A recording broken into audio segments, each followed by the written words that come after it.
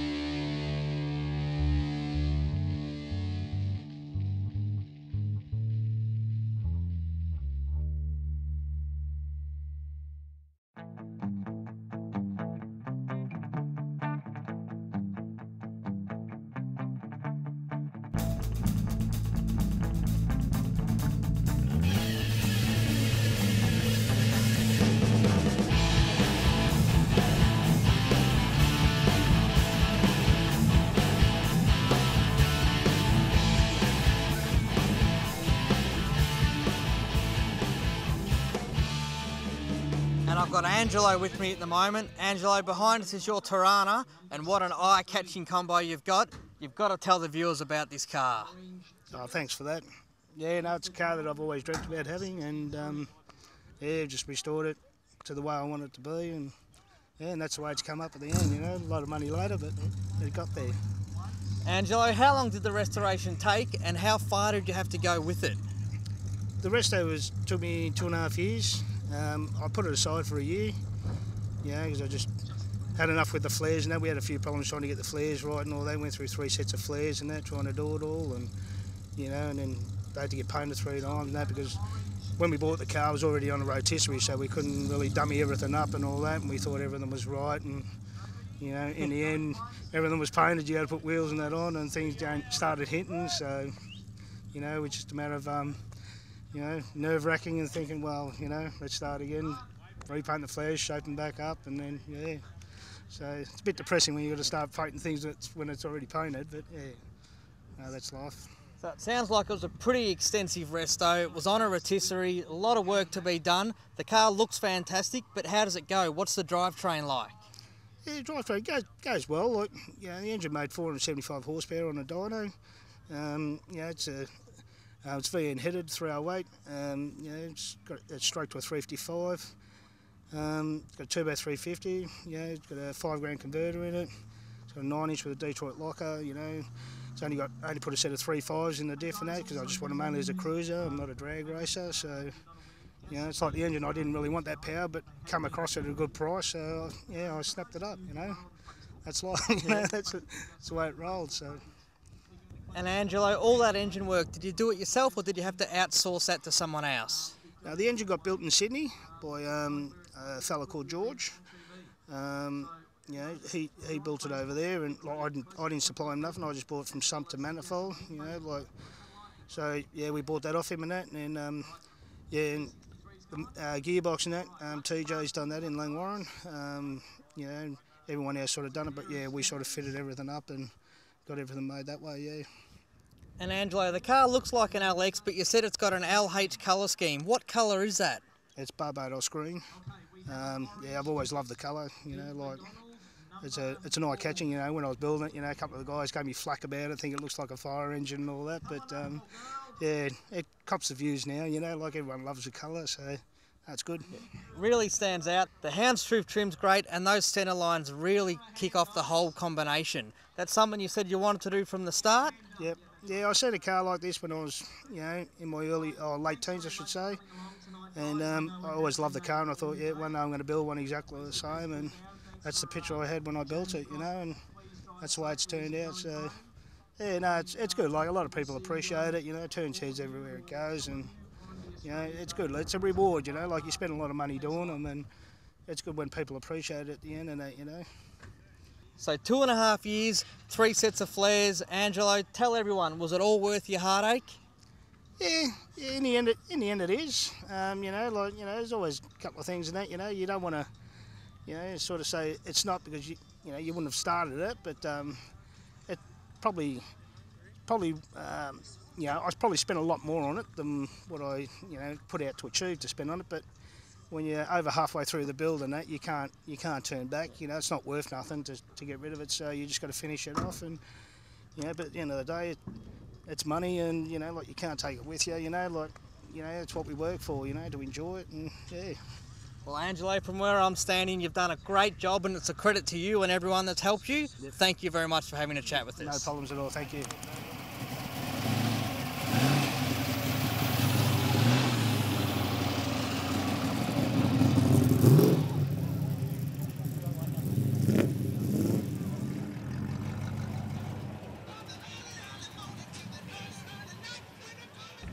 And here we go, viewers. You quite regularly see Monaros on the show and lots of restored cars, but I've got Davo with me here, and behind us is his unrestored Monaro.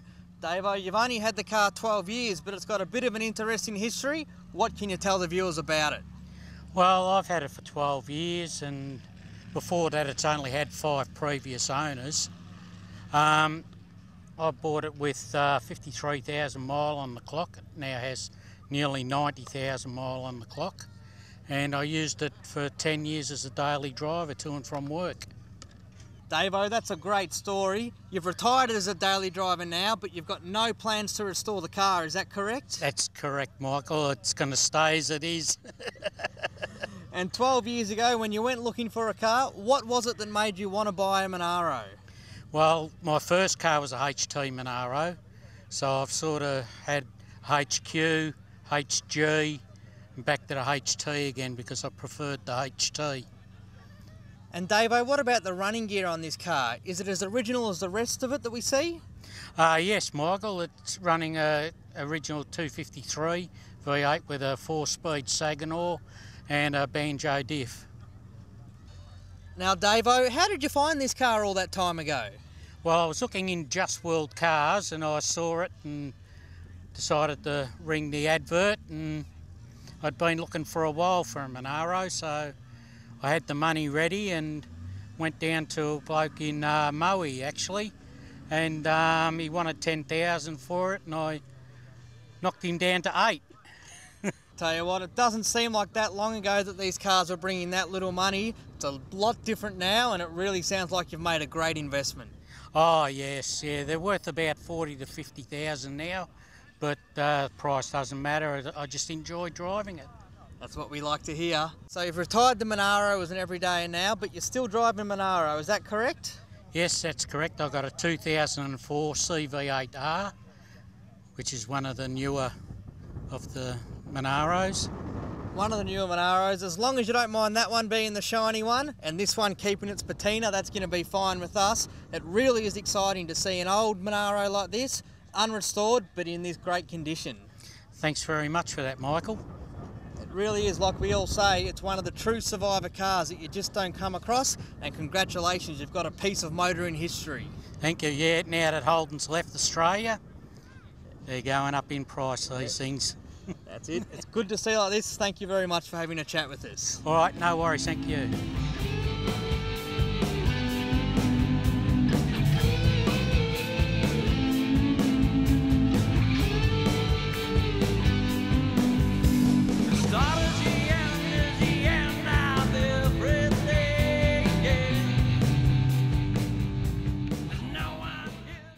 Stay tuned for more Gasoline after the break.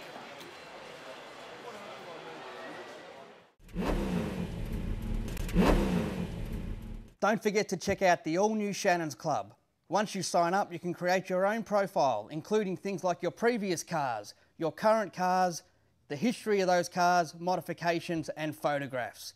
You can also search for other members' vehicles, keep up to date with things like news and current events, videos, check out your local car clubs and jump on the forum to talk to other like-minded enthusiasts about your passion.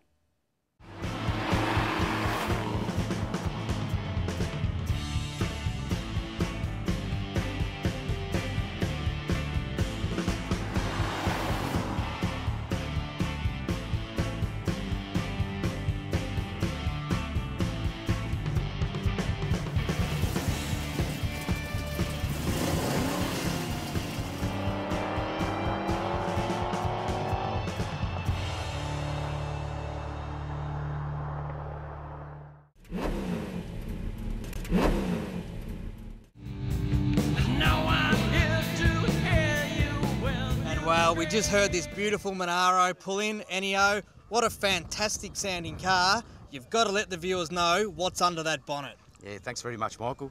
It's a 406 cube Chevy, probably made on the dyno 640 horsepower, about 570 foot-pounds of torque, so yeah, it's got a bit of grunt. Yeah.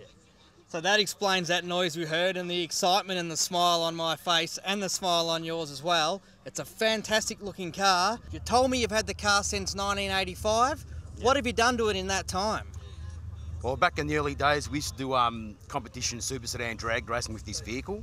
And back in probably in 2006, I took it from the drags to make it back to original, restored it. So yeah, it was full restoration, nut and bolt. How much of that restoration was done yourself and how much did you have to outsource? Oh look, I didn't do the paint and the body, but I done everything else, yeah, myself. So all the drivetrain, that stroker you were talking about, it was all done by you? Yeah. I rebuilt the engines, the transmissions and the diffs and the whole mechanical myself, yeah. Must have been a fun process getting a car like that, building such a big engine and then finishing off like this. That houndstooth trim is immaculate. It must be a lot of fun to drive. Yeah, it's very nice to drive. Surprisingly, the handle's very good, but turns plenty of head, so I think a lot of people like it, yeah. So that 640 it made on the dyno, what sort of combination have you got in that engine to hit that sort of power? It's got a scat crank, scat 6-inch rods. It's got a comps cams roller camshaft. It's got the heavy-duty roller lifters. I can't remember the name of the brand at the moment. And the heads are just Dart iron eagles, Dart iron cylinder heads. So you don't take this one out on the track, it just stays on the road? Yeah, I don't take this one out to the track, Michael. I've got a competition drag vehicle that I use for that reason. This one here, I just like to keep it as driving on nice weekend days and nice sunny days. Now you also mentioned you've got all these modifications, that big stroker that I keep talking about. You said the most enjoyable thing you put in the car was the heater. How does that happen? Well, driving in the winter, it was cold and you need the heater, and I'm glad I've put it in.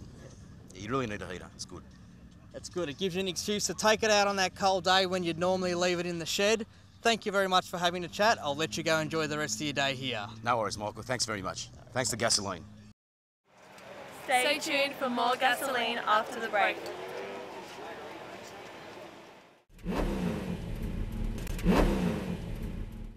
After the success of last year's Muscle Car Expo, we're back to do it again, so make sure you mark these dates into your calendar.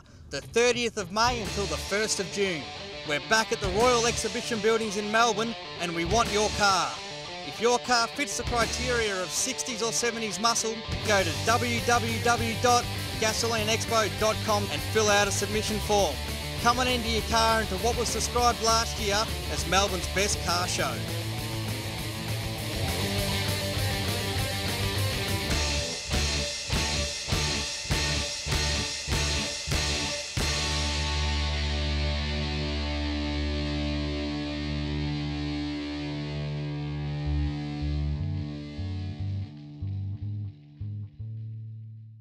Modern Plating, for all your plating needs. With over 50 years experience in delivering quality to the automotive restoration industry, whether it be bumpers, die-cast pieces, polishing and repairs to aluminium or stainless steel mouldings, even ceramic coatings, Modern Plating has it covered. modernplating.com.au, located 4 to 6 King Street, Oakley, Victoria. Remember, Modern Plating, when quality matters. The spiritual home of motorsport in Australia erupts as the Gasolene Autofest crew takes over Mount Panorama for a weekend of high-octane action and gleaming metal. Get to the website for details, get the crew together and make a date for the mountain and the Gasolene Autofest, March 8 and 9.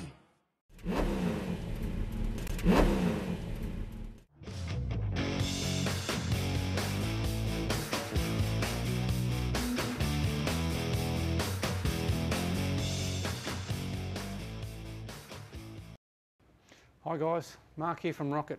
Today we're going to talk about some LS parts. We've got some pacemaker headers to suit LS.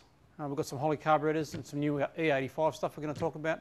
And we've got some LS Edelbrock intake manifold combinations. So we'll start off with the intake manifold. This new manifold from Edelbrock is a sort of a retrofit. It can be used on any LS engine, cathedral port or rectangular port. The cathedral port's available in dual plane and the rectangular port's available in single plane. So the dual plane, more torque, more street car; single plane, more mid-range to upper range, your street race performance sort of thing. The MSD LS1 controller here, when you're running a carburetor on an LS1, you've got nothing, obviously no EFI, no computer to run your coil pack. So this Edelbrock / MSD controller will do all the running of your coils on any LS or any carbureted equipped LS engine. So quick identification on the ports here. This is cathedral port. You can see here at the top it's shaped exactly like a cathedral, and you've got your rectangular port as well for your L92, LS2, LS3 later model LS1 cylinder heads. Holley carburetors, I mean, these have been around for a long time. Everybody knows them. These are Holley HP series, adjustable air bleeds, 4-corner idling. This one's got your standard style float windows, whereas the new HP Ultras have got your all aluminium construction tube, lightweight, float control windows here, 4-corner idle, adjustable air bleeds, carb spacers, as you know we've got plenty of those here, and pacemaker headers. These are 4-in-1 headers we've got here. Same thing with the single plane, 4-in-1s are your more mid-range street race, upper horsepower, and your tri-wiser for your towing, low to mid-range street performance. Covering up most of this stuff here. Just a quick flashback on the LS intake manifold situation. A lot of guys are asking why to put a carburetor on an LS1. LS1 motors are really good engines, like factory hydraulic roller cam, good solid strong bottom end, good flowing cylinder heads, and a lot of guys don't want the complexity of EFI. So we can run this sort of manifold on an LS, whether it's a cathedral port or rectangular port, put a carburetor on it, go with the MSD Edelbrock controller, and it can go into any hot rod, any early, HQ style retrofit, early Holdens, and even Commodores now are getting a lot of LS1s, VB to VL Commodores, pretty common swap. Pacemaker headers make a lot of combinations for LS1 into HQ, LS1 into LXLH, and LS1 into VB to VL Commodore. So that's a pretty broad spectrum of your retrofits for LS, carbureted or EFI. To download your free copy of the Rocket and Aeroflow Performance Parts catalogue, go to the sponsor section on the Gasolene website. Click on the links and download away. With over 650 combined pages of performance parts and accessories, you're sure to find everything you need for your car.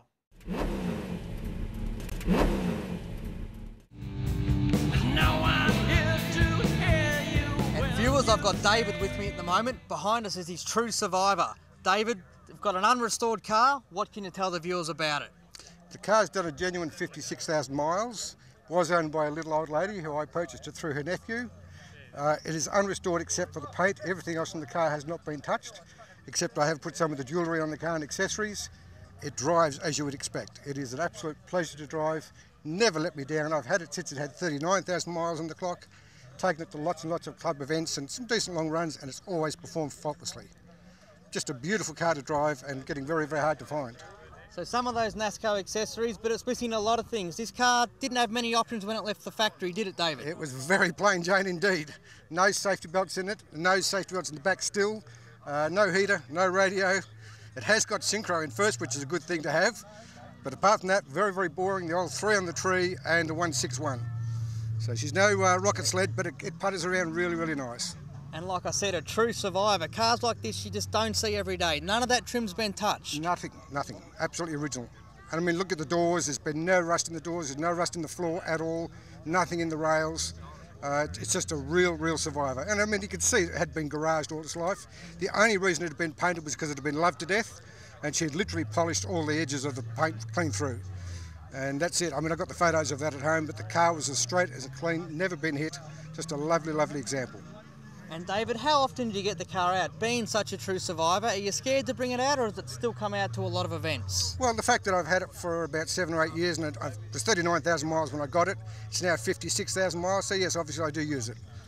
But I've also got a 66 Mustang GT convertible, and in this weather that tends to get a bit of a run as well. But I really do enjoy driving this, and it's only when you haven't driven it for a while you get back in it and realise just how nice it is. Now, it is David, beautiful. like I said, it's great to find a car like this that had survived. You mentioned you've also got the original advertisement of when this car was in the Age? From the Age newspaper, yeah. And it's showing that it was $2,200 on the road drive away. And it's worth a little bit more than that now. A little bit different to the price of the muscle cars of the era were, but David, it's great to see a car like this that's remained all its original trim and still gets out there and driven on the road. And interestingly enough, it's insured with Shannons, and when I first got the car insured, they actually balked at the figure that I put on it, asked me to bring it down and show them, and when I did, they actually lifted the insurance value on the car. They said they couldn't remember seeing a better Kingswood. Plenty of nice Monaros out there, but Kingswoods are getting very hard to find. They sure are, David. That's why we saw the car. We wanted to come and grab you, so thank you very much for hanging around. It's been a lot of fun speaking with you, and I hope you've had as much fun as we have. Definitely have, and I thank you for coming down to our club event tonight. It's been great having you here. Thank you.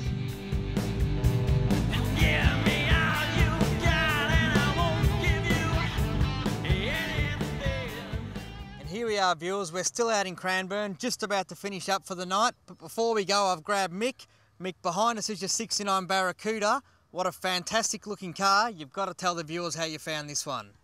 Oh, got on the internet one night. I wasn't really looking for another American car, but this one just popped up. Right time, right place.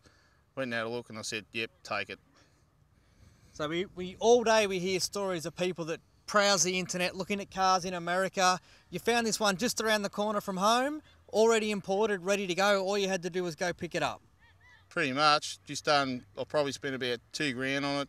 And it's on the road. This is its first outing and you can't get out of it. It's too good.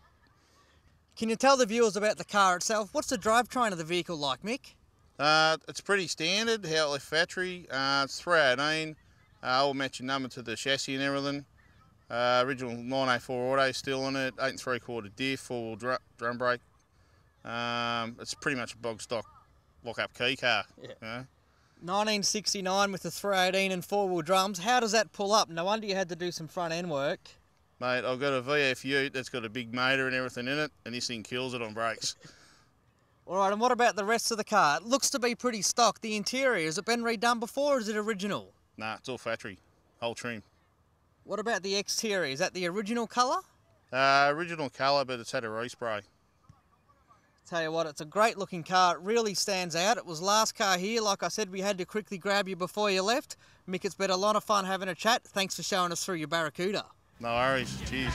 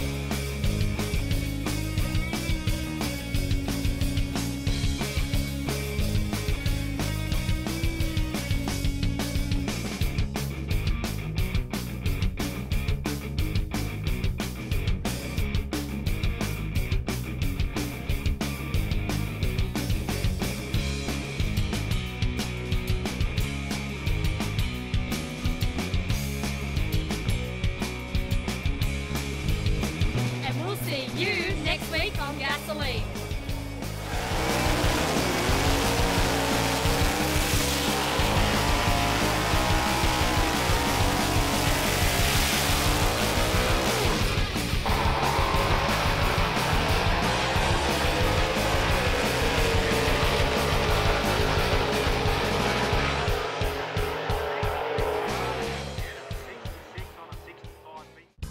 Gasolene is proudly brought to you by Shannons, insurance for motoring enthusiasts, and the following sponsors.